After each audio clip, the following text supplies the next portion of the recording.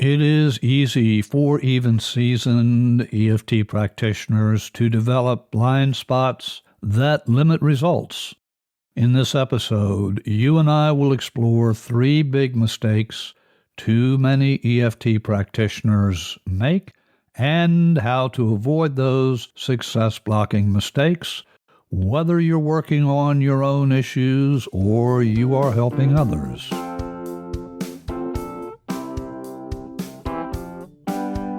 Hello and welcome to this episode of EFT Tapping Junction.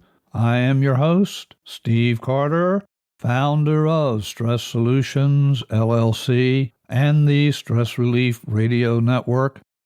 Who is this show for? If you are an EFT, short for Emotional Freedom Techniques, if you are an EFT practitioner, helping yourself or others, you practice thought field therapy or any other meridian-based tapping method, this show is for you. By way of brief introduction, I've helped thousands of people achieve emotional and professional success over more than 4 decades. I hold trainer and advanced practitioner certifications in an array of holistic methods, including, of course, emotional freedom techniques, thought field therapy, neuro-linguistic programming, or NLP, and many other methods.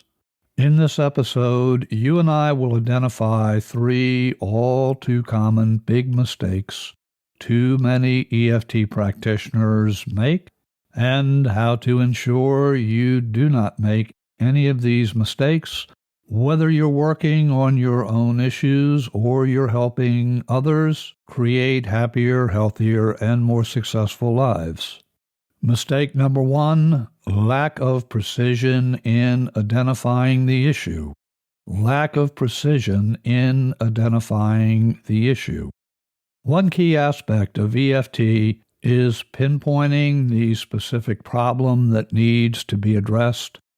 Too often we craft vague, broad, general setup statements, and then we begin tapping, just hoping for relief. This approach will typically lead to diluted, temporary, or no results. As an example, let's say you or a client is afraid of stepping on an escalator. This is an actual case, by the way. You ask yourself or your client, what happens when you try stepping on an escalator? The answer could be, I get scared and I can't make myself get on the escalator. I get scared and I cannot make myself get on that escalator. While this may seem specific, we are nowhere close to the specificity we're looking for. You may then ask, how do you know you're scared? What do you see? What do you hear? Or what do you feel that lets you know you're afraid? Let's say the answer is, I feel a wave of fear in my stomach and chest. It is so strong I cannot even take a step toward the escalator. You then ask, on a 0 to 10 scale, with 0 being no sensations, and 10 being the maximum fear sensations you can imagine, where are you on that scale? Let's say the answer is, oh my God, I'm a 10. You would continue asking questions about when this fear response first happened, who they were with, where they were, what they were doing, and other questions aimed toward identifying the aspects associated with their initial fear response. What if there's no recall of an initial event? You could ask questions about the most recent fearful experience to get as much detail as possible about potential aspects associated with the fearful response. You can use the tell the story technique. Have the client or yourself, if you're working on your own issue, tell the story out loud. The description should begin sometime prior to the actual fearful response. As the story unfolds, as soon as the client experiences any twinge of fear, stop the story, tap on what the client is seeing in his or her mind, what they're hearing themselves or others say, or what sensations they're experiencing. Be specific. An example could be this tightness in my chest as I see the escalator in the distance. At each point in the story where the client experiences any charge, you lead that client through the tapping sequence for that aspect of the experience, and you continue that until the client can tell the story from beginning to end with no charge. You can then have the client create the desired experience in mind, tap through any new aspects that may arise, and that will complete this initial part of the treatment when there is no charge on any part of the imagined desired experience. Let's move now to mistake number 2. Mistake number 2 is not checking the real-world results of your work. Mistake number 2 is not checking the real-world results of your work. Let's say you identify all of the aspects and you or your client have tapped them all down to 0. Continuing with our example, you or your client can imagine walking up to and stepping on an escalator with confidence and riding it up and down with ease. Are you done? Absolutely not. If at all possible, it's vital to test your results in the real world. If at all possible, it's vital to test your results in the real world. As an example, a client we'll call Mary came to me with a strong fear of riding escalators.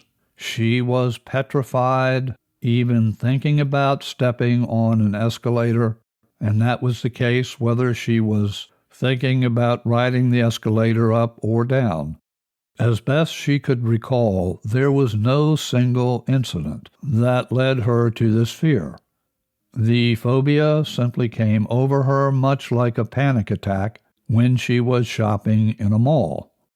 I met Mary in the parking lot of that same mall.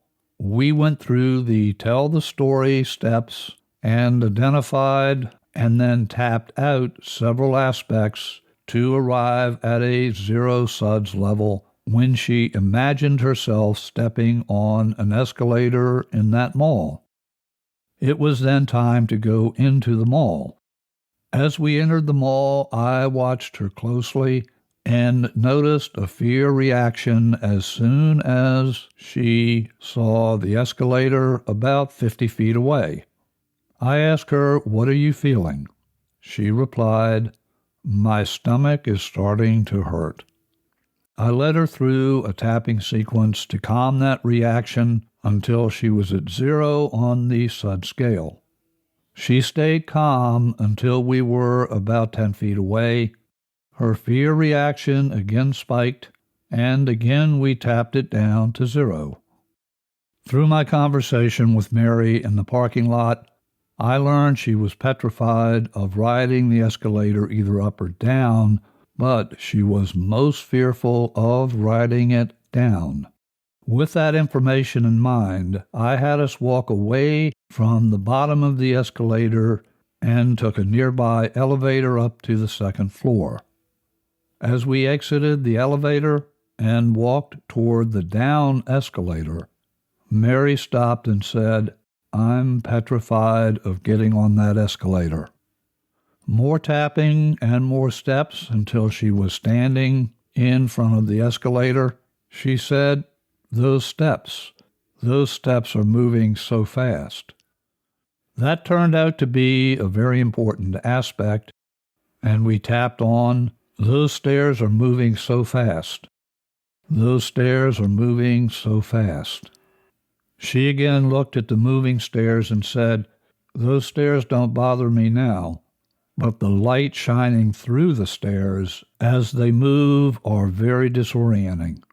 and they do create a sense of fear. More tapping with the setup statement, those lights.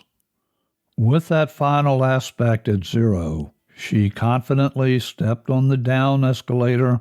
She had a huge smile, and as she rode the escalator down, she raised her hands in victory. She rode the escalator down, walked around to the up escalator, and rode the escalator up, again with a big smile. After 3 rounds of riding that escalator up and down, it was time to end the session. Had we not tested our work in the real world after reaching a 0 suds level when she thought about riding an escalator, the next time Mary went to the mall or anywhere else and tried riding an escalator, she would not have been able to do so. She would have then likely concluded and likely told others, EFT simply doesn't work. There are presenting issues where you can use what's called future pacing to assess whether your work will have the desired results ongoing. With future pacing, you have the client run through several scenarios where he or she confidently applies the desired behavior. If you do know how to apply NLP anchors, you can use anchoring with future pacing to help lock in that new behavior. There are some situations where it's impractical or impossible to check your work in the real world. But depending on the issue, if you can test your work in the real world, it is a huge mistake not to do so. Let's now move to mistake number 3. Mistake number 3 is not trusting yourself or your client to arrive at an optimum resolution for the problem issue. Dr. Milton Erickson was a renowned psychiatrist who is considered to be the father of modern-day hypnotherapy.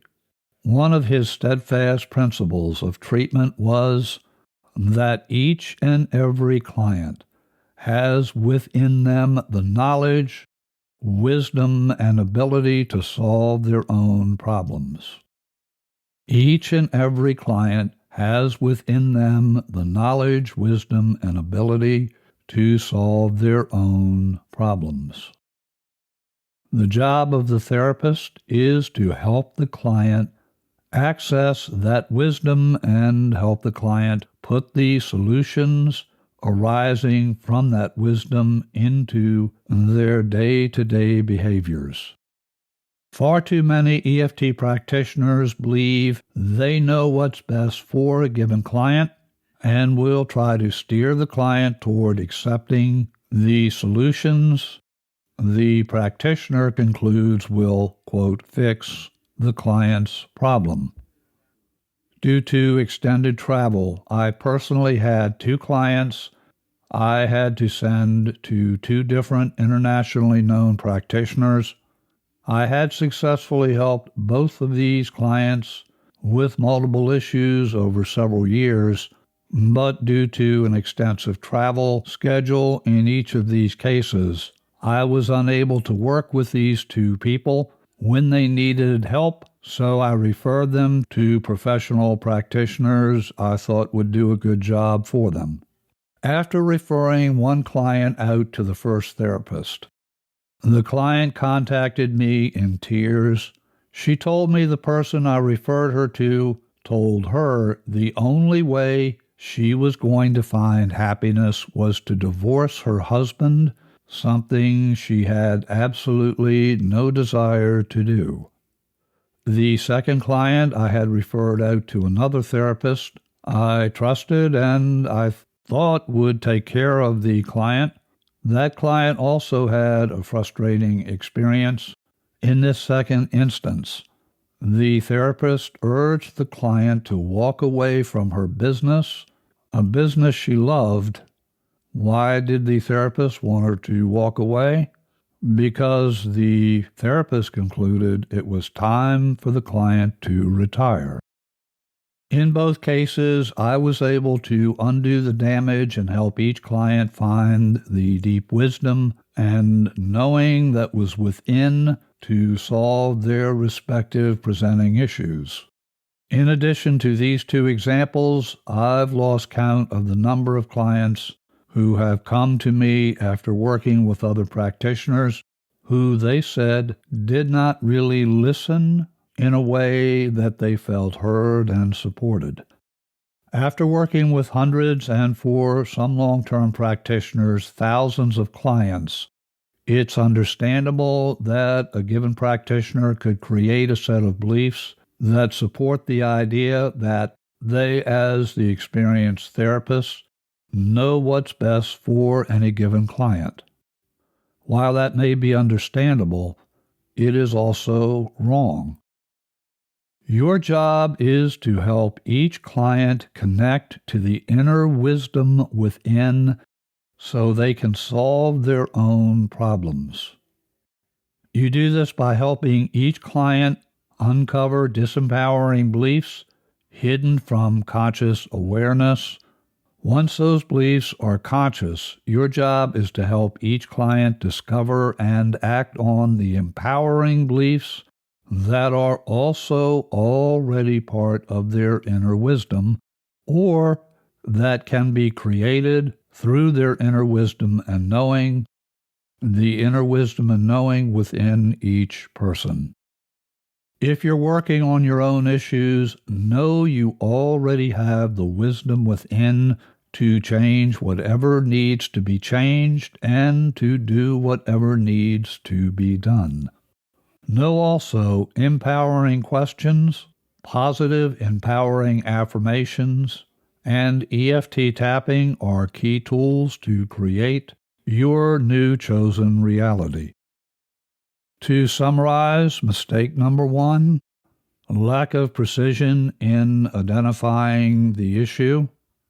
Mistake number 2, not checking the real-world results of your work.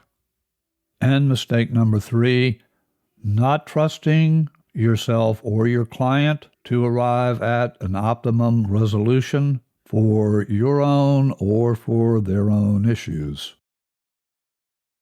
If you have thoughts, comments, or questions about anything I've shared in this episode, or you would like to be in touch for any reason, email me at cartermethod@gmail.com. If you're not already following our EFT Tapping Junction podcast, this is a perfect time to do that where you get your podcasts, to hear previous episodes and other podcasts dedicated to your well-being. Visit our website at stressreliefradio.com, stressreliefradio.com. Until our next visit together, your host here, Stephen Carter, wishing for you and your loved ones blessings in abundance.